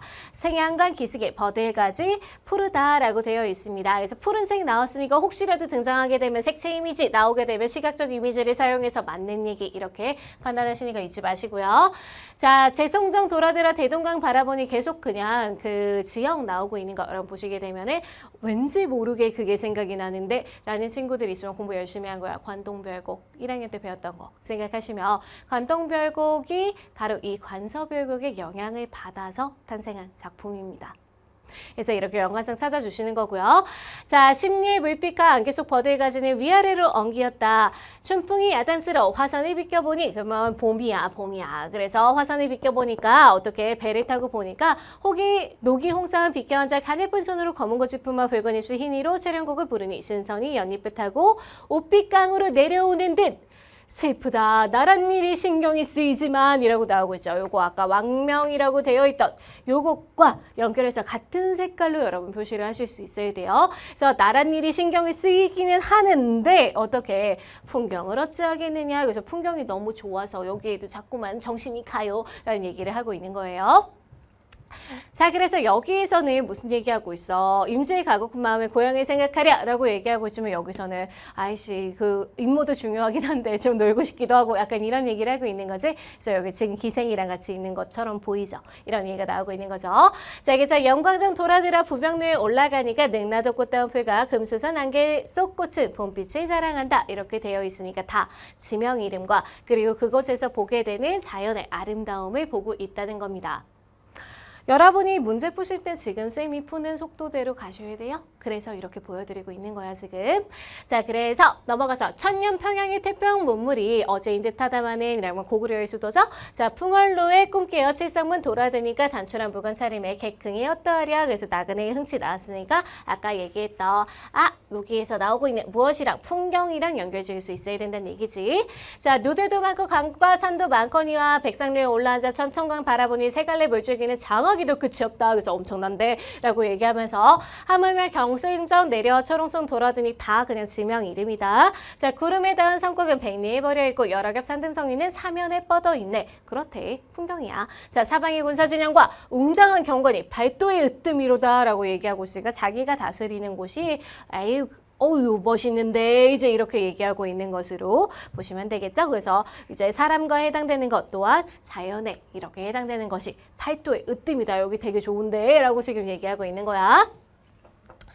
자, 그 다음에 이어서 동산에 배꼽 피고 진달래꽃 못 따준 때 진영에 일이 없어 라고 나오고 있죠. 자, 그러면은 봄에 진영이라고 얘기하는 이 관리 우리가 다스리고 있는 그곳에 일이 없어서 산수를 보려고 풍경을 보려고 약산동대에 소를 싣고 올라가니까 눈 아래 구름 낀 하늘이 끝이 없구나. 그래서 이렇게 해서 높은 데서 아래를 내려다보고 있는 상황이야.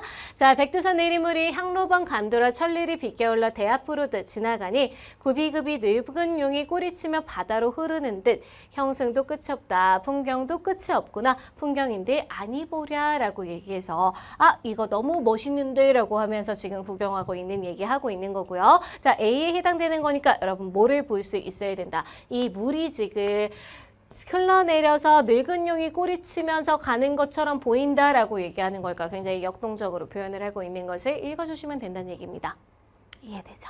자, 그래서 이런 내용이 나오고 있는 것을 여러분이 확인을 해주시면 되는 거고요. 자, 그 다음에 이어서 우리는 어디로 갈 것이냐. 제 작품으로 가겠습니다. 임춘이 쓰신 거죠? 자, 세상에서 산수를 얘기하는 사람들이 강동지방의 가장 좋은 곳이라고 하는데 나는 그렇게 믿지 않았다. 그래서 내 생각으로는 어디가 더 좋다는 게 있겠느냐라고 해서 남쪽 지방으로 다니면서 실컷 보아서 여기도 너무나도 멋있는데 생각해서 광동이 꼭 좋지는 않을 것 같아. 이렇게 생각을 했다는 거야. 강동은 어디냐라고 하면은 관동 별곡에 나오는 그 태백산 있는 강원도 쪽이라고 생각하시면 돼요. 자, 그런데 그곳을 떠나 동쪽으로 갔더니 거기가 특별히 더 좋지 않을 것 같아서 갔는데 산이 높고 그 물은 더욱 맑아서 1만 2천 보물이야. 1만 골짜기는 서로 빼어나면 경쟁하는 듯하였고 비탈에서 밭을 갈고 거두어들이니 완연한 특별한 세계가 따로 이루어진 태서 과거에 다니며 보던 곳이 마땅히 여기에 비하여 모두 모자라고 꿀려 감히 겨룰 수가 없었다. 그럼 뭐가 제일 좋다고? 강동지방이 최고인데 라는 내가 아닐 거야 라고 생각하고 여행 다니면서 여기도 멋있는데 라 그랬는데 강동지방 와보고서 아니네 여기가 최고네 이렇게 생각하고 있는 거야. 그래서 그 얘기 나오는 거잖아. 그래서 태초에 이렇게 해서 여기에 서리게 될 줄 알게 되었다. 너무 멋있다. 이제 이 얘기를 하고 있는 거야. 자, B 나왔으니까 여러분 포인트 도서 보세요. 중령에서 20리 가면 당증리라는 물이 있는데 자갈이 많은데 둥글고 반질반질해서 푸른빛이 나고 있고 빛은 투명해서 물이 푸르게 보이며 잔잔하고 소리가 나지 아니하고 장난을 하고 있고 깎아세운 듯 산이 솟아서 될 법한데 붉은 바탕에 푸른 채색 나왔으니까 역시 시각적 이미지 읽어주셔야 되고요.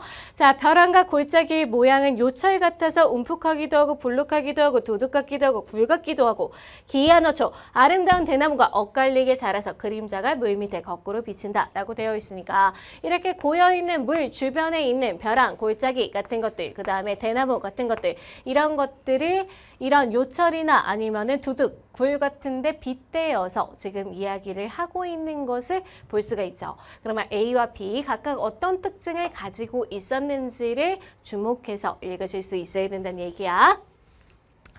자, 이러한 것은 그 대략만이 적었을 뿐이요. 수려한 점은 무엇라고 형용할 수가 없기 때문에 끊어진 벼랑에서 내려서 자리에서 배를 띄우고 배 안에서 사람이 말을 하며 골짜기 모두 메아리를 칠 정도로 굉장히 웅장하고도 또 이렇게 울림이 좋은 그런 모습을 가지고 있는 거죠. 휘파람을 불려 만족스럽게 놀고서 스며들고 그래서 싸늘하여 오래 머물 수가 없기 때문에 너무 추워졌어. 그래갖고 오래 머물기가 힘들어서 아쉬운 마음에 뭐하고 시를 한 편 읊어서 써놓고 떠나. 태어났다. 이렇게 되어 있죠. 자, 알겠죠? 자기가 쓴 시 얘기하고요. 자, 내가 동쪽으로 가면서 이렇게 보았으나 여기보다 경치가 더 좋은 곳이 없었다. 그래서 계속 여기가 최고인데요. 라는 이 얘기를 하고 있는 거 여러분들이 챙겨줄 수 있어야 된다는 얘기야.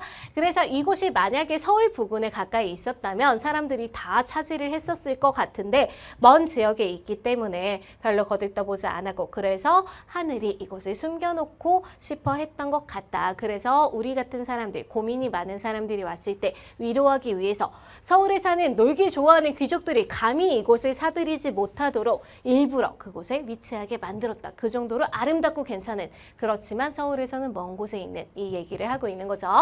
자, 명주 남쪽제를 넘어서 이렇게 가니까 성이 있는데 공벽하였고 어스름 불빛이 어둑어둑하고 등불이 가물거리고 슬픔을 자아내게 했다. 그래서 자신의 정서를 이야기하고 있는 걸로 마무리가 되고 있습니다.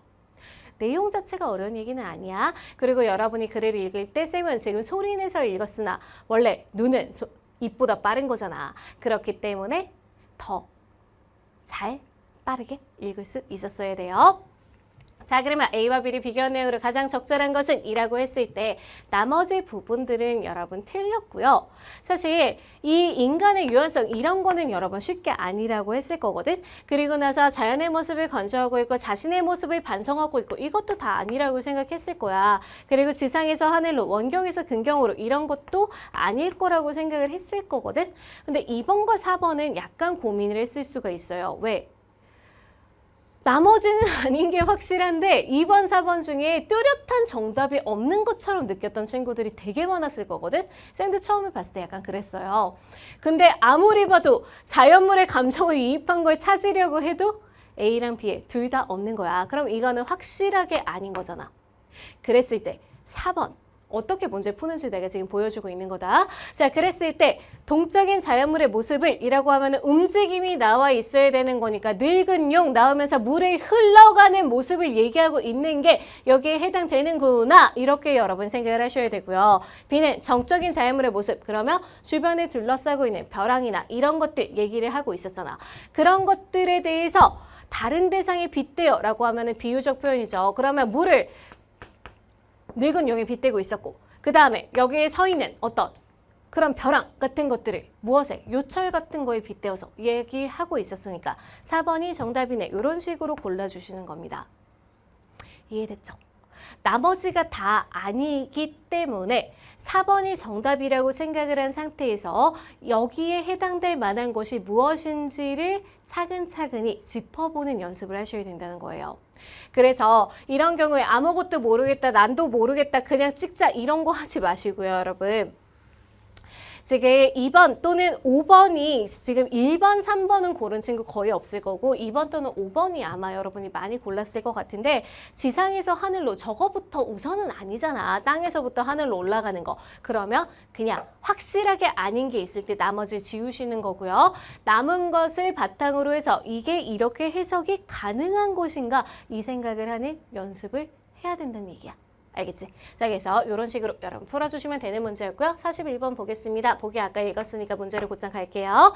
자, 가에서 벽조와 임진선 수원을 언급할 때 정과 의를 생략하고 경만 제시한 것은 속도감 있게 드러내기 위한 것이다. 다시 한번 질문 보시면서 판단하세요. 맞는 얘기야. 자, 그 다음에 가의 청천강을 바라보며 장하기도 끝이 없다라고 말하는 모습에서 마주한 경과 이에 대한 정이 연결되고 있음을 알 수 있군이라 그러면 강을 바라보면서 자신의 감정에 대해서 이야기를 하는 거니까 맞는 얘기 라고 우리는 볼 수 있겠죠. 자, 그 다음에 3번 보시게 되면 나의 시 한 편에 담긴 정서는 아름다운 경치를 자랑하는 당진이 많은 사람들에게 소개할 수 없는 현실에 대한 안타까움. 아니잖아. 뭐였는데? 예뻤는데 추워서 더 이상 있을 수가 없어서 라고 얘기했잖아. 왜 안타까워? 왜 너희들 멋대로 지문에 나와 있는 거 안 보고 뇌피셜로 생각하면서 맞는데요 이러고 지나가냐고. 아니에요. 자, 그래서 3번이 정답이다 라고 골라주시면 되고요. 나머지 4번, 5번 역시 여러분이 지문 속에서 충분히 내용을 확인할 수 있는 곳입니다. 그래서 맞는 얘기로 판단을 해주시고 다시 한번 고민해 보시는 시간을 가지시면 되겠죠. 자, 이제 42번에서 45번 문제인데요. 여러분 이런 고전지문 나오면 좀 어렵죠.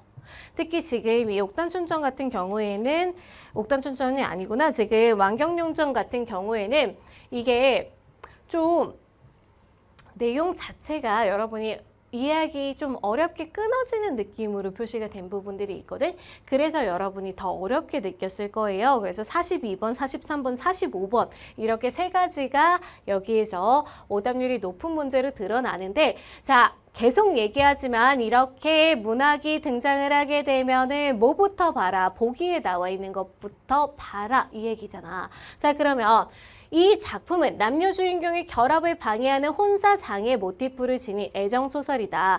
옥단은 신분이 기생이지만 요구되었던 정절을 지키려고 노력을 하고, 이런 노력은 자신의 이익에 취해서 음모를 꾸미는 악인에 의해서 방해를 받는다라고 되어 있죠. 그러면 이렇게 여러분 표시를 해줬을 때 이 작품은 선인과 악인의 대립구도로 나타나며 라고 하면은 선인은 누구야 그러면? 정절을 지키려는 옥단 같은 애들이고, 악인, 나쁜 애, 얘를 방해하는 애가 등장을 할 거라는 거야. 음모로 인해서 새로운 사건이 발생하거나 사건이 전환되기도 한다. 그렇대. 그러면 여러분이 이 글을 읽으면서 애정소설이고 혼사장애 모티프를 지니고 있고, 그래서 악인이 누구고 착한 애는 옥단이니까 악인이 누군가라는 것을 생각하면서 읽으시면 된다는 얘기예요. 자, 그러면 어렵지 않았을 거야. 가겠습니다. 자, 왕경룡은 돈을 받아 절강으로 돌아가던 중 옥단과 만나 함께 살게 되는데 경룡의 재물이 떨어지자 노림에서 죽이려 하지만 나왔습니다. 등장하는 순간, 네가 나쁜 사람이구나. 이렇게 생각하는 거야. 죽이려고 했어. 왜? 주인공 죽이려고 한 거잖아. 주인공 남자친구니까 주인공이잖아, 걔도. 그러면 죽이려고 한 거야. 겨우 목숨을 부지해서 떠들게 되는데 다시 만나고 잃었던 기지로 재물도 되찾아서 절강으로 가려 한다. 이렇게 등장을 하고 나서 옥단의 얘기가 나와. 열려는 두지아비를 섬기지 않는다 하니 몸을 더럽힐 지경에 이른다면 죽을 뿐입니다. 어찌 살기를 바라겠습니까? 라고 얘기하면서 얘기를 하니까 경룡이 이제 이별하고 절강으로 향하였다. 이렇게 나오고 있죠. 자, 그러면 옥단이 공자를 보내고 친방에 돌아가면 공자가 누구겠어? 라고 하면은 경룡인데요. 이렇게 생각할 수 있어야 되고요. 자, 시비와 함께 계집 종과 함께 약속하고 옷을 찢어 입을 맞고 손발에 얽매고서 침상 아래에 거꾸로 졌다. 그래서 기색집의 노복이 말이 없어진 것을 보니 기생어미에게 고하니, 그럼 기생어미 나쁜 사람이라 그랬잖아. 기생어미가 취함을 이기지 못하고서 머리를 들고 일어나 옥단의 침소에 가보니까 모두 침상 아래 죽은 듯 쓰러져 있었다. 그래서 구해주니까 옥단이 짐짓 깨어난 척하며 이렇게 얘기를 하는 거야. 뭐하라고? 원래는 본인 발로 와가지고 본인 스스로가 지금 자해 공갈을 하고 있는 중이잖아. 근데 지금 옥단이 뭐라고 얘기하냐? 어제 공자를 보지 아니라고 했는데 모친 누구야? 기생어미잖아.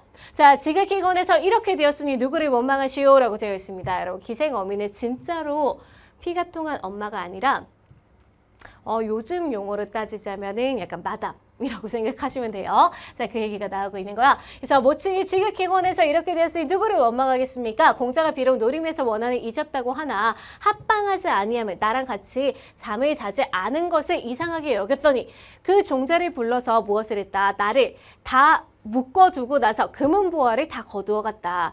그래서 가산을 다 잃었으니까 어찌 하겠습니까? 약속하는 말을 들으니 추적할 것을 두려워해서 서주 관청에 머물다 도망가자고 했으니까 속히 잡으세요 라고 뻥카치고 있는 거야. 원래는 자기가 보냈잖아. 그리고 나서 자기가 마치 묶여서 이렇게 묶여서 나를 묶어놓고 걔가 금은보화 가지고 튄 것처럼 뻥카 쳐가지고 어디로 가게 만들고 싶은 거야? 서주 관청으로 가게 만들고 싶은 거지. 자, 그래서 기생어미가 서주관청에 이르니까 옥단이 말을 끌어내리치고 관청 서리와, 그래서 거기 관청에서 근무하는 사람들이야. 자, 이웃 사람이 고아에서 말했다. 양갓집 자식으로 부모를 잃어 의탁할 곳이 없었는데 양녀로 삼아 라고 나왔으니까 이제서야 우리가 얘가 지금 진짜 엄마는 아니구나 라는 거 다시 한번 깨달을 수 있는 거지. 자, 그래서 취하려고 하니까 무슨 의리가 있겠습니까? 그래서 경룡이 수만금을 들여 아내로 맞이하려고 했으니까 저 할미가 음모를 꾸려 노림에서 죽이려고 했습니다. 그래서 노상에서 사람을 죽이려고 한 거야. 자, 그래서 관청하고 고발하고 있는 거지. 누구를? 기생어미를. 자, 그래서 공자께서 벗어나 맨몸으로 하다가 또 뺏으려고 하니까 이랬습니다. 이제 그래서 어찌 거짓을 아뢰 수 있겠습니까? 이렇게 얘기를 하죠. 자, 그랬더니 다 아는 바여서 기생어미가 그르다고 하니까 왕 공자가 재물을 훔쳐 도망갔다고 거짓말을 하여 우리들이라고 하면 이웃 사람들이죠. 우리들에게 쫓아가자고 기생 엄마가 얘기를 해서 쫓아왔는데 공자를 죽이고 재물을 빼앗으려는 사정을 알았으며 우리가 왜 따라왔겠느냐. 그래서 제가 잘못한 겁니다. 저희는 모르고 왔는데요. 제가 나쁜 애예요. 라고 지금 얘기를 하는 상황이 나오고 있는 거야. 그래서 서리들 또한 다 알고 있어서 꾸짖어 도적이라고 말하고 송사하게 했다. 그래서 소송을 하게 만들려고 했는데 지아비를 죽이려는 음모를 끊었으나 은혜를 입었으니 일단 그렇게 하지는 않을 거고 수절하게 하여 협박하지 아니하겠소 라고 얘기를 하니까 그냥 그래 하지 마 그냥 수절해 라고 얘기를 하는 것으로 허락을 하니까 문서를 쓰고 서명하게 한 후에 누가 서리에게 청해 관청 직원에게 청해갖고 문서를 쓴 다음에 주변 사람들에게 이제 증인으로 서명을 하게 하고 문서를 가지고 돌아와 시비를 불러 쌀을 빌려와 바치게 했다라고 얘기를 하는 거죠. 자, 그래서 그 계집종 또한 정성으로 쌀을 주변에서 빌려와서 낭자를 구원하니까 시비의 이름은 난영이었다. 자색이 있고 성품이 타인을 더불어 즐기는 것을 좋아하지 않는 애고 옥단이 양갓집에서 데리고 온 계집종이었다. 이렇게 되어 있으니까 지금 난영에 대해서 설명되어 있는 거 여기 나오고 있는 거 여러분 체크하면 돼. 이게 여러분 문제랑 지금 연결되는 거잖아. 그치? 자, 그 다음에 이웃이 알까 염려해서 해치고 싶어 했는데 그래서 조씨 상인에게 금은을 받은 바가 있었는데 금은을 돌려받고자 하니까 약속해서 이러이러하시오라고 얘기를 합니다. 그리고 나서 공자를 위해서 나를 배반하고 내 집에 있으니 나가라 라고 쫓아내는 거죠. 그래서 장사치 할미에게 많은 재물을 주고 비밀리에 약속을 하는 장면이 나옵니다. 그러면 장사치 할미는 누구랑 같은 편이야 라고 하면 기생어미와 같은 편이라고 생각을 할 수 있어야 되는 거지. 자, 그러면 장사치 할미가 이제 나옵니다. 시비 하나 거드리고 갈 곳이 없으니까 한 할미 나왔습니다. 장사치 할미가 나왔죠. 자, 내 집에서 머물도록 하세요 라고 얘기를 하고 있었더니 한 달이 지나자 어여삐 여겨서 낭자를 데리고 절강으로 가고자 하는데 공자로 하여금 나에게 은혜를 갚으라고 후한값을 줄 수 있겠습니까? 라고 얘기를 하니까 당연하지 라고 감사해서 그러면은 제가 서방님을 만나러 갈게요. 같이 갈 수 있으면 좋겠습니다 라고 하는 거죠. 그래서 나를 받아 길을 떠났는데 갑자기 사람들이 길을 막고 구박하면서 데리고 갔다. 할미를 불렀으나 무리를 없거든. 무리에게 말했다 라고 하면은 얘 계속 나쁜 사람 악인이라고 생각하셔야 되고요. 자, 그랬더니 조씨 상인이 시키는 대로 데려가는데 무슨 위협이 있겠소? 라고 했더니 내가 두 할미에게 속았고 나니까 두 할미는 누구야? 하나는 기생, 어미고 또 하나는 장사치, 할미구나. 이렇게 생각할 수 있어야 된다는 거야. 그것만 읽었으면 되는 거잖아. 자, 이렇게 여러분들이 알았으면 되는 내용이었습니다. 자, 가죠. 42번 문제죠. 적절하지 않은 것은 나와 있을 때 무엇이니? 라고 했을 때 2번이 정답이죠.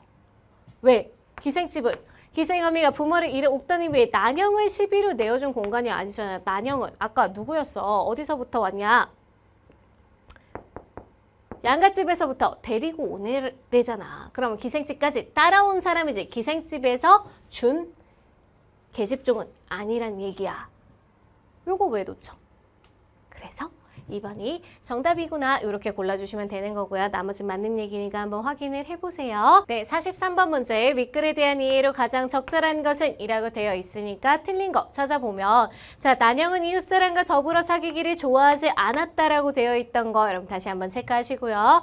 서리들이 작성한 문서에 이웃사람들이 증인을 서고 있었던 거니까 이웃 서리들이 증인으로 서명을 한 건 아니죠. 자, 그 다음에 조실상인은 자색이 있는 난영을 얻기 위해 무리를 보냈다가 아니라 옥단을 얻기 위해 라고 생각하셔야 되고요. 옥단은 관청에서 돌아온 뒤 난영이 빌어온 양식으로 어렵게 살아갔다. 여기 나오고 있었지 어디 나오고 있었니? 라고 하면은 쌀을 빌어 낭자를 구원하니 이렇게 나오고 있는 부분에서 체크하시게 되면 맞는 얘기다 이렇게 볼 수 있습니다. 4번이 정답이고요. 자, 5번 노림에 대한 사실을 알기 위해 송사를 권유한 것이 아니라 이거에 대해서 이미 알고 있었기 때문에 이 사람은 처벌을 해야 된다 이렇게 이야기를 하고 있었던 걸로 보시면 4번이 정답이라는 거 다시 한번 확인할 수 있습니다. 자, 그 다음에 5번 보시게 되면은 악인과 선인이 나눴을 때 이제 나오는 얘기죠. 자, 1번 보시면 옥단을 쫓아낸 기생어미와 쫓겨난 옥단에게 머물 것을 제공한 장사치 할미가 대립하는 모습에서 선인과 악인의 구도를 확인할 수 있다. 쌤이 아까 기생어미, 장사치, 할미, 두 할미가 나를 속였구나 할 때 둘 다 악인이라고 이렇게 표시하고 있었잖아. 그러면 둘이 대립을 해서 선악을 대립하고 있는 건 아니죠. 1번이 정답이다. 이렇게 골라주시는 거고요. 그래서 누가 선인이고 누가 악인인지를 글을 읽으면서 표시하시는 연습을 하셔야 된다는 겁니다. 이런 연습을 하셨다면 1번이 정답인 거 고르기 어렵지 않았을 거고 나머지 부분들은 맞는 얘기로 여러분이 다시 한번 확인을 해주시면서 어디에서 근거를 찾을 수 있는지를 보시면 되겠습니다. 네, 오늘은 여러분이 보신 9월 학력평가에 대한 해설 강의를 진행을 했습니다. 여기에서 어떤 식으로 문제에 접근해서 풀어야 하는지, 특히 보기를 활용해서 어떻게 하면 우리 본문을 해석할 수 있는지, 그것을 어떻게 이미지화를 할 수 있는지 같은 것들에 대해서 특히 주의 깊게 배웠던 거 잊지 말고 기억을 해주시고요. 또한 문학작품을 볼 때 꼼꼼하게 제대로 읽는 거 같은 것들 함께 봤던 내용들 잊지 말고 기억하시면서 다시 한번 복습해 주시면 되겠습니다. 시험 보시느라고 정말 고생 많이 하셨고요. 쌤하고는 다시 강의에서 만날 수 있도록 할게요. 강의에서 만나요. 안녕.